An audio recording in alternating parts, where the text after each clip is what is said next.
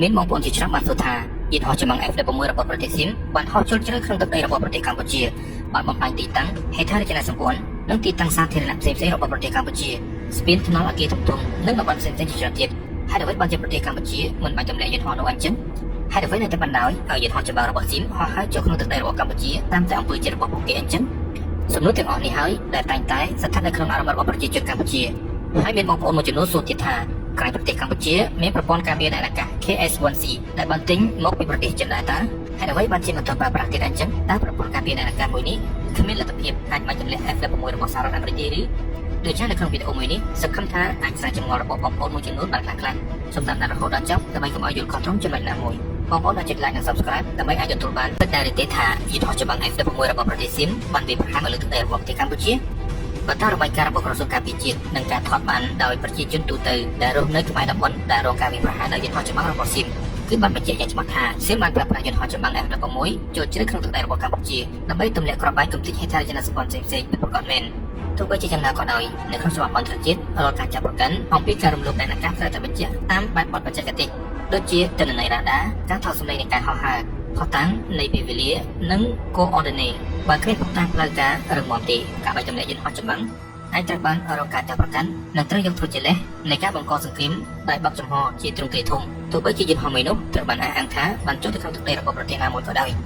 ទោះបីជាមានវីដេអូឬការថតដោយសាធារណជនដែលបានបង្ហាញអំពីយន្តហោះចម្បាំងរបស់ថៃកំពុងចូលទៅក្នុងទឹកដីរបស់ប្រទេសកម្ពុជាក៏ដោយមានតែវីដេអូមួយមុខគឺមិនមែនជាផុសតាំងផ្លូវការគ្រប់គ្រាន់នោះទេដើម្បីបញ្ជាក់អំពីការរំលោភលើដែនអាកាសរបស់ប្រទេសណាមួយនេះត្រូវការផុសតាំងបច្ចេកទេសដូចជារ៉ាដាទិន្នន័យ coordinate យន្តហោះនិងរូបភាពនៃការហោះហើរជាដើមបើគ្មានផុសតាំងរឹងមាំទេការបញ្ជាក់យន្តហោះនោះត្រូវបានចាត់ទុកថាជាទង្វើនៃការប្រកាសសង្គ្រាមដោយបើកចំហហើយអាចបង្កឲ្យសង្គ្រាមមួយនេះរីករាលដាលកាន់តែខ្លាំងឡើងទោះបីជាយន្តហោះមួយនោះបានចូលក្នុងទឹកដីរបស់កម្ពុជាក៏ដោយដូច្នេះកម្ពុជាបានជ្រើសរើសផ្លូវការទូតដើម្បីដោះស្រាយបញ្ហាដោយសន្តិវិធីដើម្បីបញ្ជាសង្គ្រាមទ្រង់ទ្រាយធំដែលអាចនឹងកើតឡើងប្រសិនបើយន្តហោះចម្បាំងបានបំផ្លាញអគារសាធារណៈហេដ្ឋារចនាសម្ព័ន្ធផ្សេងៗនៅក្នុងដែនដីរបស់កម្ពុជាតែកម្ពុជាមិនអាចបាញ់បានទេឬប្រសិនបើចម្លើយនៅក្នុងទ្រឹស្ដីយោធាបាទគឺប្រទេសមួយនោះជាមានសិទ្ធិការពារដែនអាកាសរបស់ខ្លួនការវាយប្រហារលើទីតាំងហេដ្ឋារចនាសម្ព័ន្ធស៊ីវិលគឺជាការរំលោភបំពានដ៏ធ្ងន់ធ្ងរមួយទោះបីជាយ៉ាងណាក៏ដោយ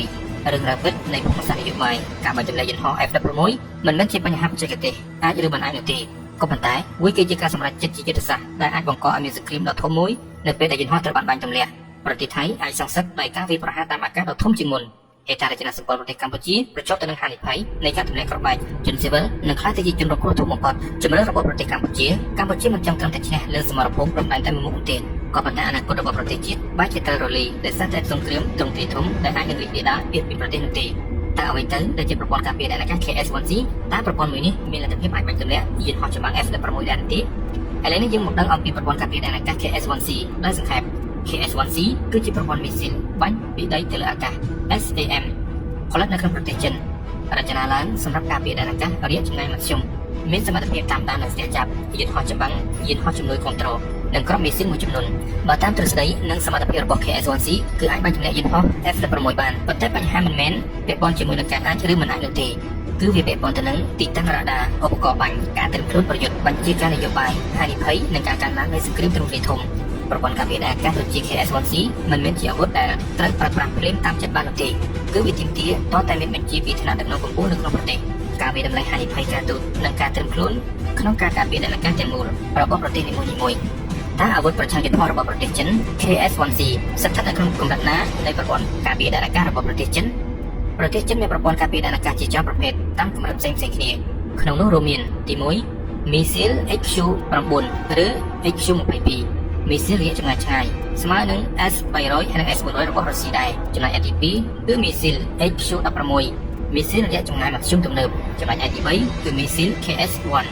ឬ KS-1C មីស៊ីលចំនួនកណ្ដាលដែលអាចទុកចិត្តបានចំពោះប្រសិទ្ធភាពនៅក្នុងការវាយប្រហារទី4គឺមីស៊ីល Mampet មីស៊ីលរយៈចម្ងាយខ្លីគឺបាញ់ពីលើស្មាដូច្នេះអ្វីដែលយើងសាកបានត្រូវចំណុចនេះមីស៊ីល KS-1C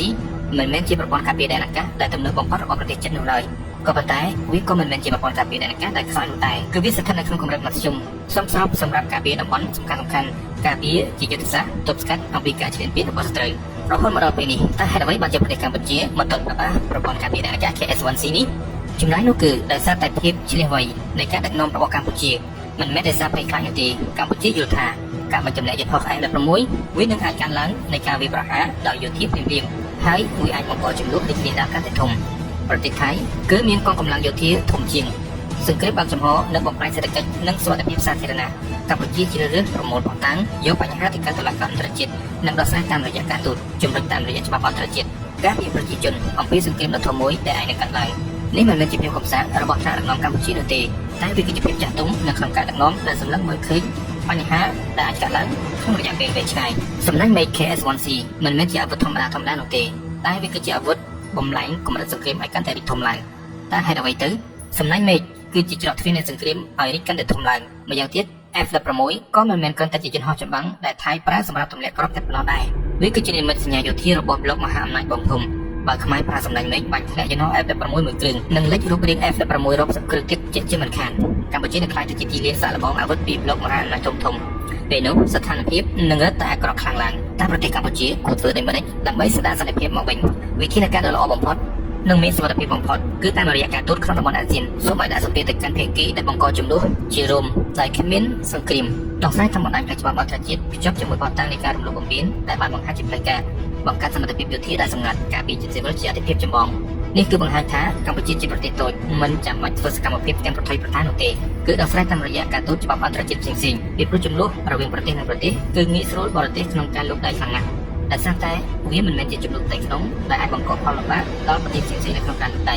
ជាចុងក្រោយបងប្អូនត្រូវដឹងថាកម្ពុជាមានសមត្ថភាពការពារខ្លួនកម្ពុជាមិនទន់ខ្សោយទេកម្ពុជាជ្រើសរើសផ្លូវដែលមានសមត្ថភាពបំផុតសម្រាប់ប្រជាជនរបស់ខ្លួនពេលខ្លះការបញ្ចប់ប្រព័ន្ធភ្លើងកុំឲ្យបាញ់តបតរវាងគ្នា